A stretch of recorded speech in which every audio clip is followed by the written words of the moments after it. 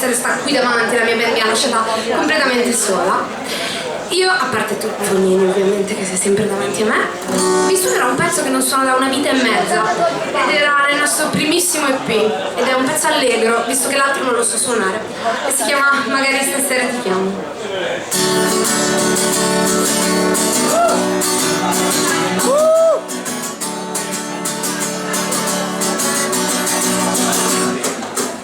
Magari stasera ti chiamo, visto che ho finito l'orgoglio. E se sei così gentile da prestarmene un po', magari stasera ti chiamo, sta la giornata del cazzo ed avrai proprio bisogno di sentirmi inutile. Magari stasera ti chiamo e poi non ti sento da giorni, e per cui che ne sai, dovrei essere morta.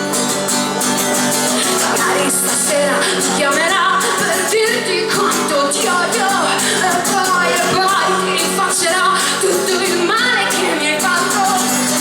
Non ti voglio più vedere, cancellerai il tuo numero per quanto mi hai deluso tu. Ma poi ci penso su.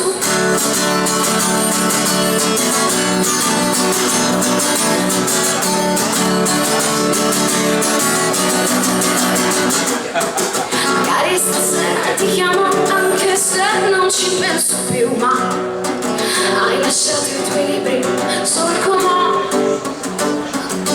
Magari stasera ti chiamo per dirti che ho scritto una canzone di merda, ma se ti va la sentiamo. Ho deciso stasera ti chiamo e poi il compleanno di Björk, ma non ho niente da dire e attacco. Magari stasera ti chiamerà per dirti quanto ti odio, e poi ti rifaccerà tutto il male che mi hai fatto. Non ti voglio più vedere, cancellerai il tuo numero per quanto mi hai delusa tu.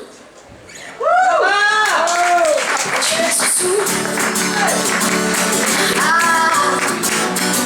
Poi ci penso su. E poi ci penso su.